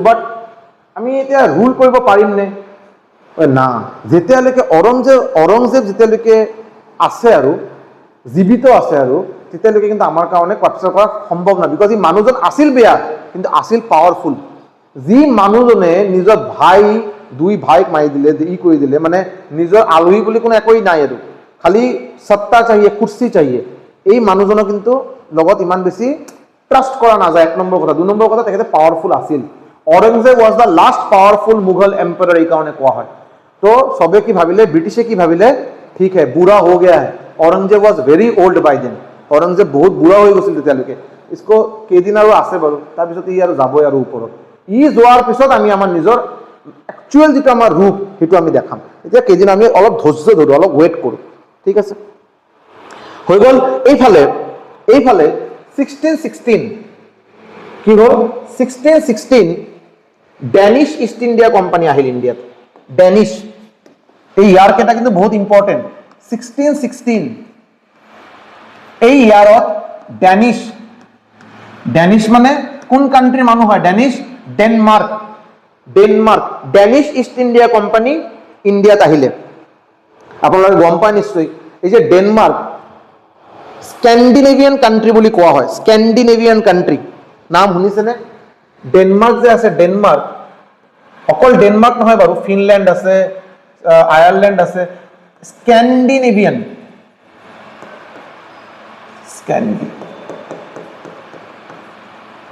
স্ক্যান্ডিনেভিয়ান কান্ট্ৰিজ বুলি কোৱা হয় বহুত ঠাণ্ডা আৰু বহুত ঠাণ্ডা মানে এক্সট্ৰিম মানে -4 -40 এনেকে মানে বহুত মিনিমাম টেম্পাৰেচাৰ তেখেতসকলে থাকে আৰু বহুত ঠাণ্ডা জায়গা আৰু কোল্ড কাণ্ট্ৰি ক'ত আছে এইটো স্কেন্ডিনেভিয়ান কাণ্ট্ৰি নৰ্দাৰ্ণ ইউৰোপ হা এইটো হ'ল আপোনাৰ নৰ্দাৰ্ণ ইউৰোপ নিশ্চয়কৈ গম পায় আপোনালোকে এইটো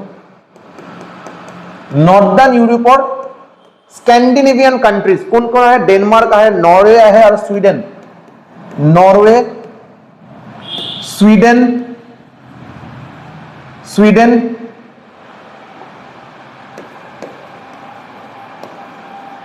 স্কেন্ডিনেভিয়ান কাণ্ট্ৰি লগতে আপোনালোকে বহুত ঠাইত আকৌ ফিনলেণ্ড আৰু আয়াৰলেণ্ডক এড কৰা হয় ফিনলেণ্ড আৰু আয়াৰলেণ্ডো ইয়াৰ লগত থাকে আৰু যি হওক এইটো ইমান আমাৰ কাৰণে ইমান ইম্পৰ্টেণ্ট নহয় ফিনলেণ্ড আৰু আয়াৰলেণ্ড এইবিলাক হ'ল আমাৰ স্কেন্ডিনেভিয়ান কাণ্ট্ৰি নৰ্দাৰ্ণ ইউৰোপৰ বহুত কোল্ড কাণ্ট্ৰি বহুত ঠাণ্ডা আৰু বহুত কোল্ড কাণ্ট্ৰি হয় তেখেতে ইয়াত আহি গ'ল অহাৰ পিছত ক'ত আহি কোন ইয়াৰত আহিলে 1616 প্ৰথম ফেক্টৰী ক'ত বনালে ইণ্ডিয়াত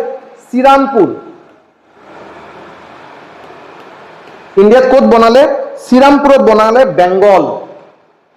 বেংগলৰ শ্ৰীৰামপুৰত প্ৰথম ডেনিছ ফেক্টৰী বনোৱা হ'ল প্ৰথম ডেনিছ ফেক্টৰী ক'ত বনোৱা হ'ল শ্ৰীৰামপুৰত বনোৱা হ'ল ক'ত বনোৱা হ'ল শ্ৰীৰামপুৰ বেংগলত বনোৱা হ'ল আৰু তেখেতসকলে নিজৰ যিটো কলনী বনাইছিল ফাৰ্ষ্ট কলনী বনাইছিল ট্ৰংকেবাৰ তেখেতসকলে ফাৰ্ষ্ট ফেক্টৰী বনাইছিল শ্ৰীৰামপুৰ আৰু তেখেতসকলে কলনী বনাইছিল ক'ত ট্ৰংকেবাৰ ক'ত আছে টি ফৰ ট্ৰংকেবাৰ টি ফৰ তামিলনাডুত এটা প্লেচৰ নাম এটা ঠাইৰ নাম হ'ল ট্ৰংকেবাৰ এই ট্ৰংকেবাৰত বনোৱা হৈছিল ফাৰ্ষ্ট কলনী ক্লিয়াৰ হ'ল 1616 মিনহুৱাইল আৰু অলপ কৈ দিওঁ 1664 very important 1664 French east India company আহি গ'ল 1664 আহি গ'ল ফ্ৰেঞ্চ আমি লাষ্ট ক্লাছৰ ষ্টাৰ্টিঙতে কৈছিলো পৰ্তুগীজ পাৱাৰ টোটাল 5টা ইয়াৰ বাহিৰতে এটা নহয় ইয়াৰ কম এটা নহয় 5টা কি আছিল Portuguese Danish Dutch French British এই 5টাই হ'ল পৰ্তুগীজ পাৱাৰ যি ইণ্ডিয়াত কেপচাৰ কৰাৰ ট্ৰাই কৰিছিল ক্লিয়াৰ হ'ল সো এতিয়া আহি গ'ল ফ্ৰেঞ্চ আজিলৈকে কিন্তু এতিয়ালৈকে দুটা ক্লাছত ফ্ৰেঞ্চ লৈ কোনো ডিছকাশ্যন হোৱা নাছিল এই হ'ল তোমাৰ ফ্ৰেঞ্চ 1664 ৰিষ্ট ইণ্ডিয়া ঠিক আছে এই সময়ত ফ্ৰেঞ্চৰ ৰজা আছিল কিং ফ্ৰেঞ্চৰ যেতিয়া 1664 যেতিয়া ফ্ৰেঞ্চ ইষ্ট ইণ্ডিয়া কোম্পানী ইণ্ডিয়াত আহিলে তেতিয়া ফ্ৰেঞ্চৰ ৰজা আছিল হেনৰি লুইচ এইটো কিন্তু কোৱেশ্চনত আহে যে when মানে British French east India company কোন ইয়াৰত ইণ্ডিয়াত আহিছিল 1664 এই সময়ত ৰজা কোন আছিল Henry Louis is the answer clear হ'ল আহা লগে লগে কি কৰিলে গম পোৱা নে আহাৰ লগে লগে 1668 তেখেতসকলে আৰু এটা ফেক্টৰী বনালে 1668 আৰু 1669 1668 ক'ত বনালে ফেক্টৰী सूरत मसूलीपट्टनम 1669 अभी आप लोग ये जगह देख के थोड़ा आप में से अगर आप लोग ठीक से क्लास कर रहे हैं যদি আপোনালোকে বস্তুখিনি মনত ৰাখিছে মই কোন ইয়াৰৰ কথা কৈ আছো কোন ঠাইৰ কথা কৈ আছো বা আপোনালোকে নোট যদি বনাই আছে ভালকে চাব এটা বস্তু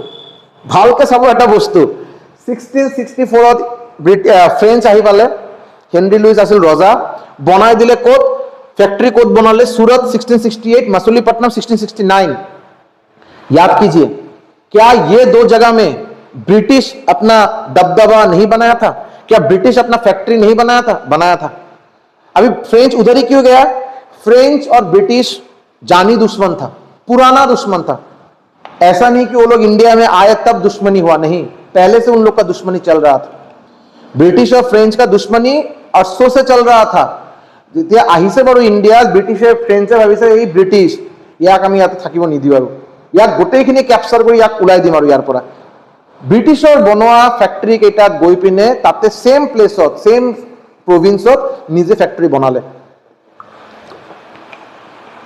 ক্লিয়াৰ হ'ল বনাই দিলে 1673 ভেৰি ইম্পৰ্টেন্ট 1673 পণ্ডিচেৰী ক্যাপচাৰ কৰিলে পণ্ডিচেৰী এই পণ্ডিচেৰী ফ্ৰেঞ্চৰ কাৰণে পণ্ডিচেৰী পৰ্তুগীজৰ কাৰণে গোৱা মনত ৰাখা ইম্পৰ্টেন্ট বিকজ ফাইনালি তেখেতসকলে ইয়াতে আছিল আৰু পৰ্তুগীজ গোৱাত আছিল, ফ্ৰেঞ্চ পণ্ডিচেৰীত আছিল, আমি লাহে ধীৰে চাম আৰু। সো পণ্ডিচেৰী কেতিয়া কেপচাৰ কৰা হ'ল 1673, আৰু 1673 পণ্ডিচেৰী কি কৰা হ'ল, কেপিটেল বনাই দিয়া হ'ল, ফ্ৰেঞ্চৰ কেপিটেল বনাই দিয়া হ'ল 1673, পণ্ডিচেৰী বনাই দিয়া হ'ল। ক্লিয়াৰ হৈ গ'ল? এতিয়া এতিয়া এই সময়খিনি কি হ'ল, এতিয়া मैं अलग कथाखिनि কৈ आसलो बारू 1698 आप लोग याद कीजिए, 1698 में फोर्ट विलियम बना था बंगाल में। मैं बोला था इसमें छोटा एक स्टोरी है, स्टोरी अभी सुनिए। औरंगजेब तब राजा था, बहुत ही खतरनाक एक राजा था, अच्छा आदमी नहीं था। तो ই কিন্তু আগত কিন্তু ব্ৰিটিছক বনাব দিব কিবা ফোর্ট কোনো একো পাত্তাই নাছিল, কোনো একো ভাবাই নাই। বাট যেতিয়া औरंगजेब কিন্তু অকল 2 বছৰ 5 বছৰ নহয়, বহুত বছৰ ৰাজত্ব কৰিছে। ই নিজৰ ৰাজত্ব কালে ই চাইছে বাৰু, নিজৰ টেনিয়ৰ, নিজৰ যেতিয়া যেতিয়া ই ৰজা আছিল ই চাই আছিলে যে লাহে ধীৰে ইউৰোপিয়ান পাৱাৰ ইণ্ডিয়াত আহা ষ্টাৰ্ট কৰিছে আৰু ইণ্ডিয়াত কেপচাৰ কৰা ষ্টাৰ্ট কৰিছে। সো औरंगजेबে কি কৰিলে যে এই ইংলিশ বাকি কোম্পানী কেইটাৰ পৰা ভাল, কেন কিয় ভাল, বিকজ ইংলিশ কিন্তু ট্যাক্স বেছি দিছিল, ইংলিশ কিন্তু আমাৰ পৰা পাৰমিশন লৈছিল, ট্যাক্স টাইমত দিছিল, ৰিলেশ্যন ভাল আছিল। ফোৰ্ট বনোৱাৰ কথা ক'লো, ফোৰ্ট নহয়, এইটো ফোৰ্ট বনোৱা নাই, এইটো ইনভেন্টरी बना আছে, বেলেগ হলে তো फोर्ट तो गमे पा नहीं, ये तो फोर्ट ही बना रहा था। आपको जो डाउट हुआ था, सही डाउट हुआ था, वो आपको बुर्बक बना के छोड़ा है। তেতিয়া औरंगजेबे কি কৰিলে 1690, औरंगजेबे কি কৰিলে 1698 फोर्ट विलियम बनवा হৈছিল। 1690 মনত ৰাখিব, 1690 औरंगजेबे ब्रिटिशक मातिले, आइए आपसे कुछ बात करना है। ब्रिटिशर रिप्रेजेंटेटिव आही पाले औरंगजेब दरबार। हाँ राजा साहब बोलिए क्या है? आपको बंगाल में एक फैक्ट्री बनाना है। तो क्यों राजा साहब, हम लोग तो पैसा नहीं है, हम लोग बंगाल में कैसे फैक्ट्री बनाएंगे? नहीं, आपको बंगाल में फैक्ट्री बनाना है, बहुत सारे यूरोपियन पावर आ रहा है, ये है, आप लोग अच्छे, आप लोग बंगाल में फैक्ट्री बनाइए। नहीं राजा साहब, हम लोग के पास पैसा नहीं है, हम लोग नहीं बना पाएंगे। बनाना पड़ेगा, ठीक है बना देंगे। যেনেকে বস্তুখিনি औरंगजेबक দেখুৱা হৈছিল, ব্ৰিটিছে ৰাজিয়ে নহয় বনোৱাৰ কাৰণে, পইচাই নাই, কেনেকে বনাব? औरंगजेबर ৰিকুৱেষ্ট কৰাৰ কাৰণে তেখেতে ৰাজি হ'ল, এনেকে বস্তুখিনি দেখুৱা হৈছিল। বাট যেটো মই আগতে কৈছিল, ফোৰ্ট মাদ্ৰাছত বনোৱা হৈ গ'ল, বম্বেত বনোৱা হৈ গ'ল, কিন্তু টাৰ্গেট সদায় আছিল বেংগল। কিয়? টি, ওপিয়াম আৰু ইন্ডিগো, লগতে ফাৰ্টাইল সয়েল নিয়াৰ ব্ৰহ্মপুত্ৰ ৰিভাৰ, নিয়াৰ গংগা ৰিভাৰ। ঠিক আছে, বনাই দিলে। এই কাৰণে 1698 ফোৰ্ট বনোৱা হ'ল, ফোৰ্ট উইলিয়াম 1698। কিন্তু ফোৰ্ট উইলিয়াম বনোৱাৰ আগত কি হ'ল, 1690 ব্ৰিটিছ যেতিয়া মাতিলে, আৰু ব্ৰিটিছক এনেকে মাতিলে, ব্ৰিটিছে আহি পিনে কি কৰিলে 1690 ব্ৰিটিছ ফাৰ্ষ্ট এটা ফেক্টৰী বনালে। ফাৰ্ষ্ট ফেক্টৰী বেংগলত, ফাৰ্ষ্ট ফেক্টৰী ক'ত বনালে? সুতানুতি বুলি এটা ভিলেজ, সুতানুতি ভিলেজ, এটা গাঁও আৰু এটা ভিলেজ, এটা এটা ভিলেজ হয়। ঠিক আছে, এই সুতানুতি ভিলেজত আহি 1690 বেংগলত, এইটো বেংগল হয়, বেংগল এটা ভিলেজ বনালে। এতিয়া লাহে লাহে যেতিয়া ফেক্টৰী বনোৱা হ'ল, তাতে মানুহৰ প্ৰয়োজন হ'ল, ষ্টাফৰ প্ৰয়োজন হ'ল। ক'ৰ পাব মানুহ? ইংলিছৰ মানে ব্ৰিটিছৰ ইমানটো মানুহ নাই, ক'ৰ পৰা মানুহ পাব? এতিয়া সুতানুতি ভিলেজৰ ওচৰা ওচৰি দুটা, সুতানুতি গাঁৱৰ ওচৰা ওচৰি দুটা গাঁৱৰ নাম আছিল কালিকাটা আৰু গোবিন্দপুৰ। এই সুতানুতি ভিলেজৰ ওচৰা ওচৰি গাঁৱৰ নাম আছিল কালিকাটা আৰু গোবিন্দপুৰ। এই তিনিটা গাঁৱলৈকে এই ফেক্টৰী এক্সপান্ড কৰা হ'ল। ফেক্টৰী বিকজ লাহে লাহে প্ৰডাকশ্যনটো বাঢ়িবই, তাতে টি আছে, ওপিয়াম আছে, ইণ্ডিগো আছে, বনোৱা বস্তু বহুত আছে, কি অসুবিধা আৰু? মানুহে লাগে বনোৱাৰ কাৰণে, আৰু ইণ্ডিয়াৰ পইচা এনেও इंडिया पर तो चूस लिया था वो सब, कहाँ पैसा मिलेगा? ये लोग काम करने के लिए रेडी है, कोई ऑफिसर वाला पोस्ट नहीं, नॉर्मल काम जो एक लेबर करता है, बहुत है इंडियन, काम पे लगा दिया। আৰু এই ফ্যাক্টৰি এক্সপান্ড হৈ পিনে সুতানুতি, কালিকাটা আৰু গোবিন্দপুৰলৈকে এক্সপান্ড হৈ গ'ল। আৰু এই তিনিটা গাঁও, এই তিনিটা গাঁৱক মিলি আজি আমি গম পাওঁ কি এইটো কোৱা হয় কেলকাতা। ये तीनों गांव को मिला के बनाया गया था कैलकाटा। ये तीनों गांव को मर्ज करके जो कैलकाटा बनाया था, ये डिजाइन जो किया था, कौन डिजाइन किया था? नाम क्या था उस आदमी का? Job Charnock. जॉब चार्नক। ক্লিয়ার? এতিয়া কথা হল 1690 সুতানতি ভিলেজ আহি গল, সুতানতি ভিলেজৰ ফ্যাক্টৰি বনোৱা হল। 60 এই যে তিনিটাৰ যে মাৰ্জিং হল, তিনিটা যে গাঁও যে মাৰ্চ কৰা হল, এই তিনিটা গাঁও মাৰ্চ কৰা হৈছিল কোন ইয়াৰত? 1696। ফ্যাক্টৰিটো বাৰু এদিনতে এক্সপান্ড কৰা নাই, লাহে লাহে এক্সপান্ড কৰিছে। যেতিয়া 1696 যেতিয়া এক্সপান্ড হৈ গল, এই তিনিটা গাঁও মাৰ্চ কৰি দিয়া 1696 1696 মার্চ করা হল আর 1690 তিনটা গাঁও নাম দিয়া হল ক্যালকাটা। কোনে বনাইছিল? Job Charnock. এতিয়া সোয়া অর্ডার টু সোয়া, জাস্ট অর্ডার সিকুয়েন্সিয়ালি। মই কৈছিলো না history is a complete story, এটা একটা গল্প আৰু বেলেগ নহয়। 1690 মাতিলে ঔরঙ্গজেব সুতানতি ভিলেজত গাঁও বনালে 1690। লাহে লাহে সরি গাঁও বনা ফ্যাক্টরি বনালে সুতানতি ভিলেজত, লাহে লাহে এক্সপান্ড কৰিলে। 1696 তিনিটা গাঁও মার্জ হৈ গল, নাম হৈ গল ক্যালকাটা। কোনে বনাইছিল? Job Charnock. এতিয়া কি লাগে? এতিয়া লাগে ফোর্ট। এতিয়ালৈকে ফোর্ট বনা নাই।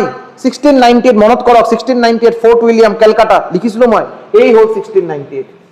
এতিয়া 1698 ফোর্ট উইলিয়াম বনোৱা হল। ফোৰ্ট উইলিয়াম বনোৱা হল, ক্যালকাটাত বনোৱা হল। গম পাইছে না? গম পোৱা নাই? মানে मैं कब पारू आ बैल मुझे मार, ये काम किए थे औरंगजेब कब? 1690 में। आ बैल मुझे मार, ब्रिटिशों को मातिले आहक फैक्ट्री बनाइए। ब्रिटिश बोले नहीं नहीं मैं नहीं बनाऊंगा, नहीं बनाना पड़ेगा, बना दिए। उसके बाद कुछ ही साल में देखिए 8 साल के अंदर फोर्ट बना दिया। 8 साल के अंदर फोर्ट बना दिया। जब आपका 3 फोर्ट बन चुका है, मद्रास में एक फोर्ट है, बंगाल में एक फोर्ट है, आपका बॉम्बे में एक फोर्ट है, अभी उन लोग का किस बात का डर है? তিনিটা ফোর্ট যেতিয়া বনোৱা আছে, তাতে এই বছৰে বছৰে এই যে আমি ইয়াতে আমাৰ কি ব্ৰিটিছ সিপাহী খোৱা দোৱা ব্যৱস্থা, খোৱা দোৱা লৈ আহিছো তাৰ পৰা, তাতে ষ্ট'ৰ কৰা হৈছে। যিবিলাক কথা কৈ আছিল যে আৰে খোৱা দোৱাটো ইণ্ডিয়াৰ পৰা লৈছিল, ব্ৰিটিছৰ পৰা কিয় লৈ আহিব? আমাৰ ৰজাকেইটা একদম কি ক'ম আৰু, লাহে লাহে তাতে আৰ্মছ এমুনেশ্যন যে ইমান গ্যাদাৰ কৰা হ'ল, এতিয়া হ'ল টাইম, এতিয়া হ'ল একচুৱেল টাইম। 1690 হৈ গ'ল, হৈ গিয়া তিনিটা ফোৰ্ট হৈ গ'ল। তিনিটা ফোৰ্ট হওয়াৰ পিছত এতিয়া কি কৰো? যেটো মই কলো, ব্ৰিটিশ কেইটা যেতিয়া তিনিটা ফোৰ্ট হৈ গৈছিল, মানে এতিয়া তেখেতসকলে ৰেডি, ইন্ডিয়া এতিয়া লাহে লাহে ক্যাপচাৰ কৰাৰ কাৰণে তেখেতসকলে ৰেডি। তেখেতসকলে ডিসাइड কৰিলে क्या अभी हम लोग अटैक कर सकते हैं? तब उनमें से कोई एक अकल रहने वाला आदमी बोला है कि नहीं अभी नहीं, थोड़ा और रुक जाते हैं। क्यों? औरंगजेब ऑलरेडी हो गया है बूढ़ा, औरंगजेब को मरने देते हैं, ये एक बार मर जाएगा, उसके बाद लाइफ झिंगा लाला। औरंगजेब 1707 औरंगजेब 1707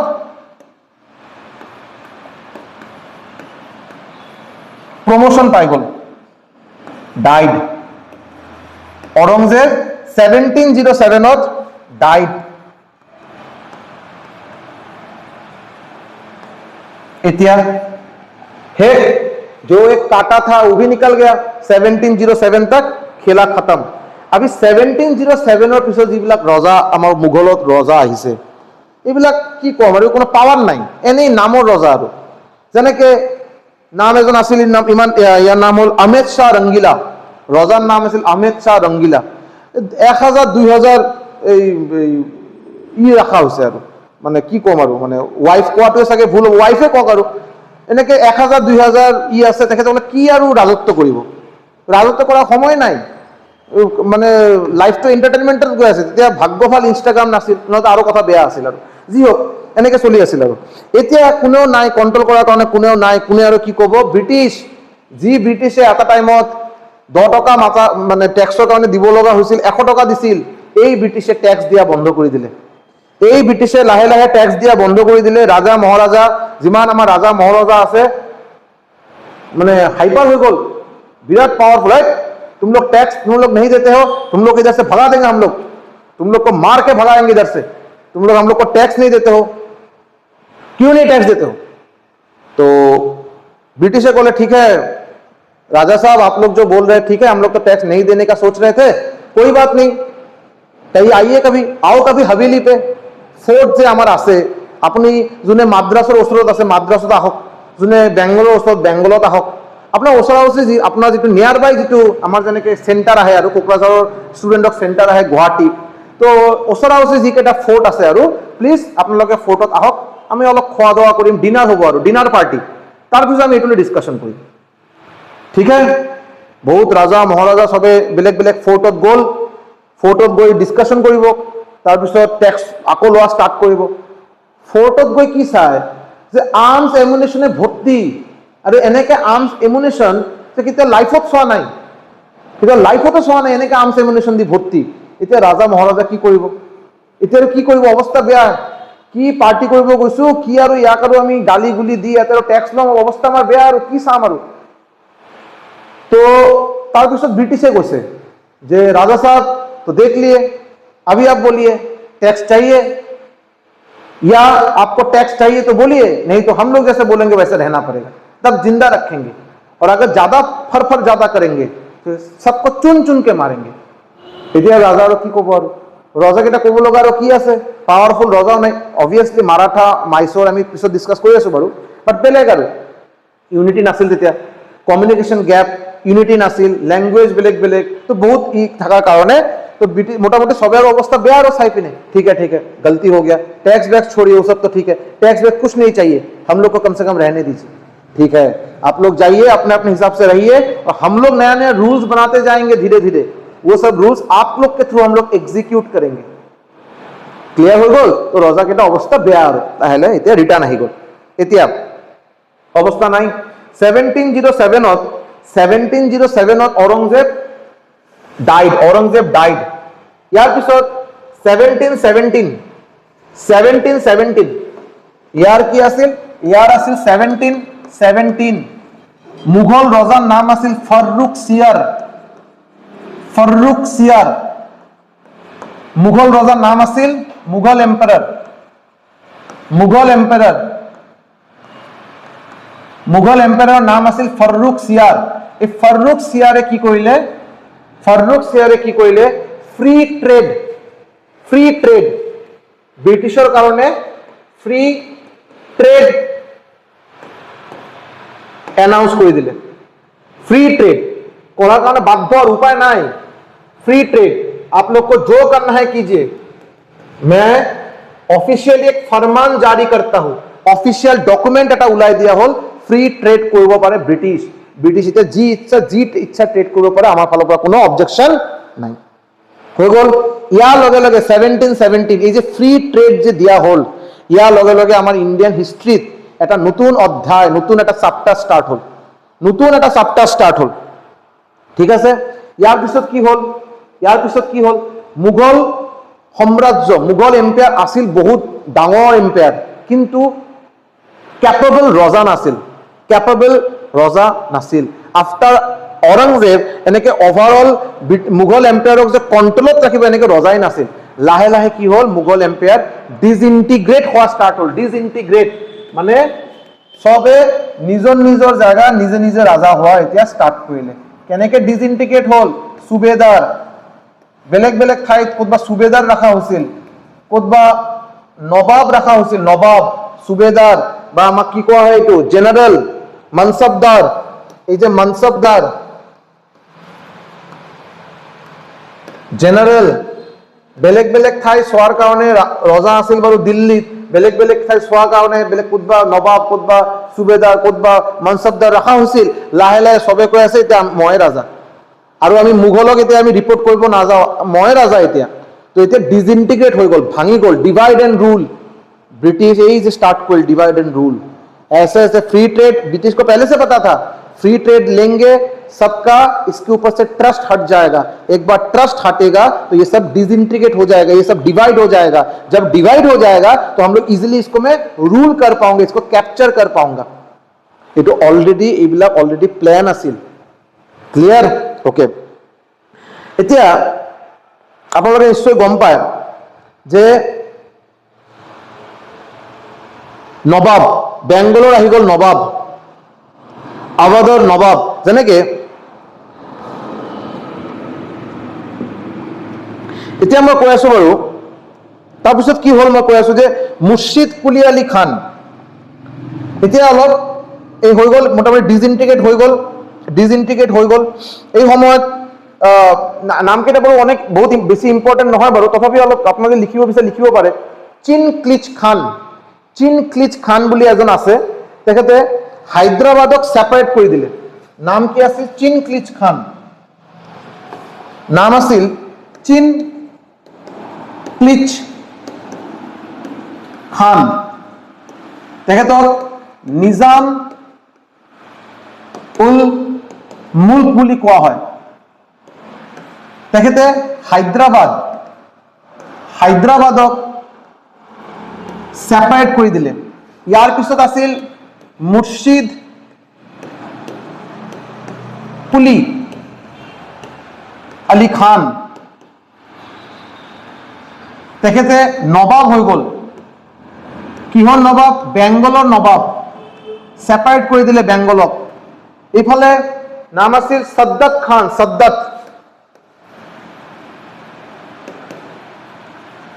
তেখেতে নবাব আছিল অৱধ, যিটো আজিৰ দিনত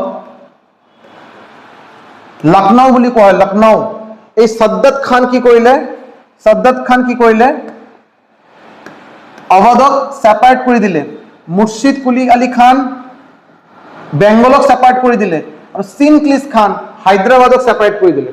এতিয়া আপোনালোকে অলপ যদি বস্তুখিনি চায়, এই যে মুৰ্শিদ কুলি খান, ইয়াৰ পিছত মুৰ্শিদ কুলি খানৰ পিছত নেক্সট যিটো নবাব হ'ল, নেক্সট নবাবৰ নাম আছিল আলীবৰ্দী খান। এই আলীবৰ্দী খানৰ পিছত যে নেক্সট নবাব অফ বেংগল হ'ল, নাম আছিল সিৰাজউদ্দৌলা। এই নামখিনি আপোনালোকে নিশ্চয় শুনা পাইছে। চ' অৰ্ডাৰটো মেইনটেইন ৰখা অলপ ইম্পৰ্টেণ্ট, অৰ্ডাৰটো জানা ইম্পৰ্টেণ্ট যে মুৰ্শিদ কুলি খান, আলী বুলি ইয়াতে আলী চাগে নাছিল, মুৰ্শিদ কুলি খান বুলি এজন নবাব আছিল।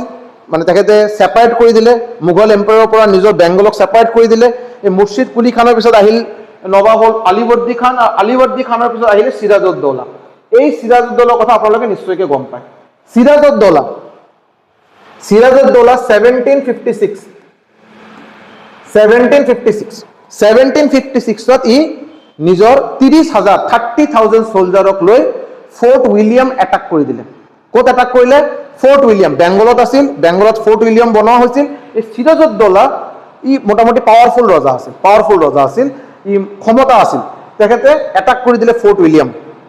ফৰ্ট উইলিয়ামত এটাক কৰাৰ পিছত ই কি কৰিলে? এটা বহুত বেয়া এটা কাম হ'ল, ব্লেক হোল ট্ৰেজেডি বুলি কোৱা হয়। এইটো কি কোৱা হয়? Black hole tragedy. মানে বহুত সৰু এটা ৰুমত 140 জনৰ বেছি ব্ৰিটিছ চলজাৰক বন্ধ কৰি দিলে। এই যে এটাক কৰিলে, তাতেতো মাৰ কাট যি হ'ল, বহুতক মাৰিলে, বহুতক কি, বিকজ তেখেতসকলে ব্ৰিটিছ ৰেডি নাছিল তেতিয়া। তাৰপিছত এটা ৰুমত 140 জনৰ বেছি ব্ৰিটিছ অফিচিয়েলছক লক কৰি দিলে, বন্ধ কৰি দিলে। তাতে কোনো এয়াৰ পাছ হোৱা কোনো ভেন্টিলেশ্যন নাছিল। নেক্সট দিন যেতিয়া ৰুম খোলা হ'ল, চবে এইটো পালে যে 140 জনৰ বেছি অফিচিয়েল ডিউ টু সাফোকেশ্যন, অক্সিজেন নোপোৱাৰ কাৰণে তাতে মৰি গৈছে। ঠিক আছে। চ' এই যে ডিউ টু সাফোকেশ্যন দে ডাইড, আৰু এই যে ইনচিডেণ্টটোক কোৱা হয় ব্লেক হোল ট্ৰেজেডি। এতিয়া এই ঘটনাটো যেতিয়া হৈছিল, তেতিয়া গভৰ্ণৰ অফ বেংগল কোন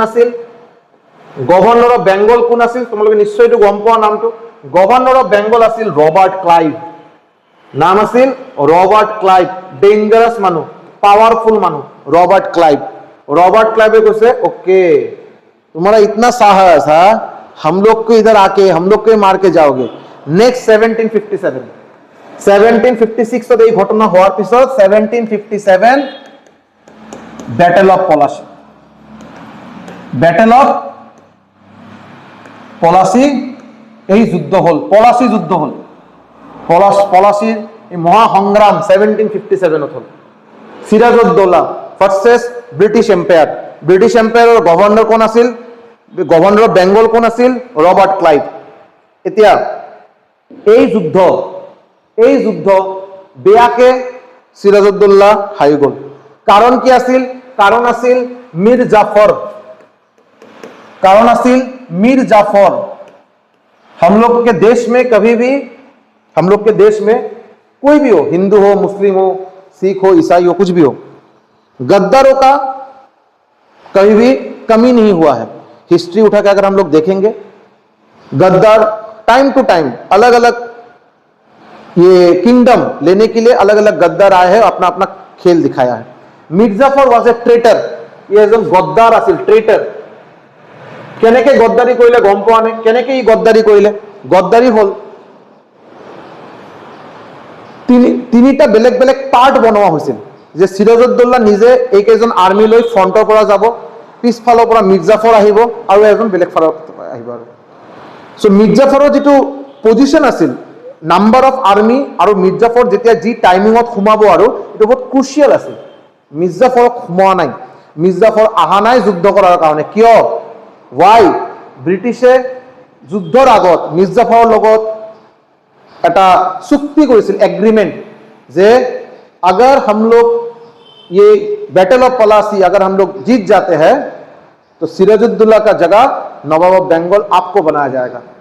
तो मिर्जाफर कैसे बढ़िया कथा, और की लगे और हो गल, डील फाइनल कीजिए, ये और नाहिल। और सो আমার battle of Plassey British defeated Sirajuddaulah.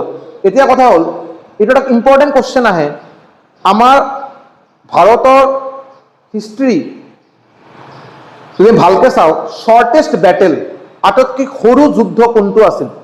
What is the shortest battle that has been fought in Indian history? আটাইতকৈ সৰু ব্যাটেল, কম টাইমত ব্যাটেলস, আটাইতকৈ কম টাইমত ব্যাটেল কোনটো লড়া হৈছিল, কোনটো যুদ্ধ হৈছিল? Battle of Palashi. 88 মিনিট, কতবা 90 মিনিটও দিয়া থাকে, অথবা 90 মিনিট দিয়া থাকে, মানে 1.5 ঘন্টা, 1.5 ঘন্টাত যুদ্ধ শেষ। ব্যাটেল অফ পলাশি অকল 1.5 ঘন্টার যুদ্ধ আছিল, 1.5 আওয়ার, 1.5 ঘন্টা যুদ্ধ শেষ। সিরাজউদ্দৌলা গোল, ইফালে capture, Bengal capture by British. Sirajuddaula fled the battle, যুদ্ধৰ পৰা পলাই গৈছিল।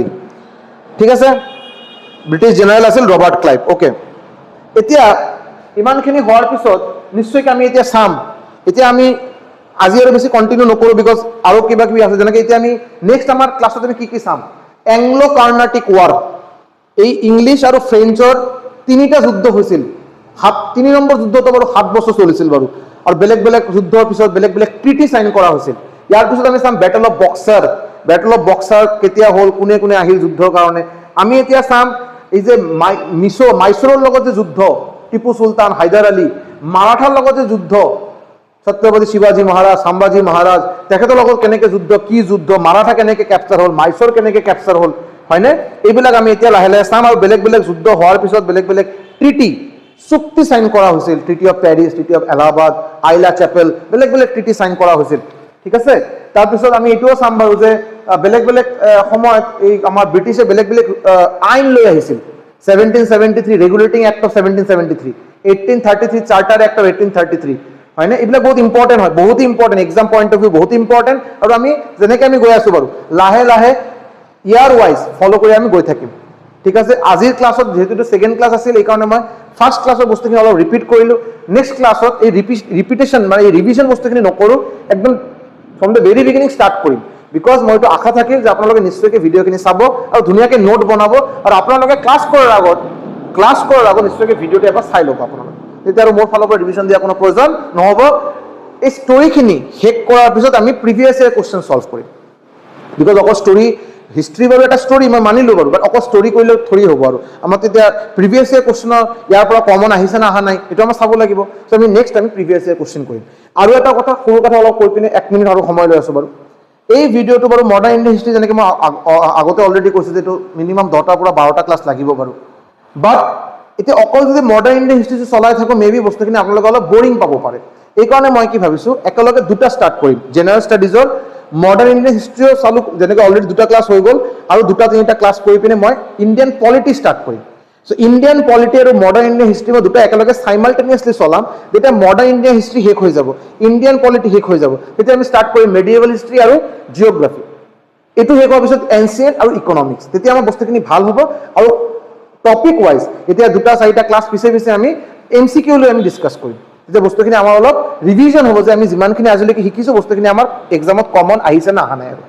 ঠিক আছে, আশা কৰোঁ আপোনালোকে ভিডিঅ'টো যদি ভাল পায় নিশ্চয়কৈ লাইক কৰিব, শ্বেয়াৰ কৰিব, আৰু প্লিজ মষ্ট ইম্পৰ্টেণ্টলি শ্বেয়াৰ কৰক, নহ'লে এই চেনেল ইউফৰিয়া একাডেমি অলপ ডাঙৰ নকৰিলে কেনেকৈ হ'ব, আৰু আপোনাৰে চেনেল হয় এইটো, হয়নে নাই? আৰু প্লিজ ছাবস্ক্ৰাইব কৰিব, আপোনালোকে বহুতে চাইছোঁ যে ভিডিঅ' চাই বা ছাবস্ক্ৰাইব নকৰে, এইটো আশা থাকিল যদি ভিডিঅ' ভাল লাগে নিশ্চয়কৈ ছাবস্ক্ৰাইব কৰিব। আৰু যদি ভিডিঅ' বেয়া লাগে, যদি বেয়া লাগে না सर आपसे नहीं हो पाएगा, आपका वीडियो अच्छा नहीं लगा, सब्सक्राइब मत कीजिए और दोबारा देखिएगा भी मत, मैं आपको दोबारा देखने के लिए भी नहीं बोलूंगा। यूफोरिया एकेडमी आप अनसब्सक्राइब मारिए, देखने का जरूरत नहीं, लेकिन अच्छा लगे तो प्लीज सब्सक्राइब कीजिए, खराब लगेगा देखने का जरूरत नहीं। ठीक है sir, thank you so much.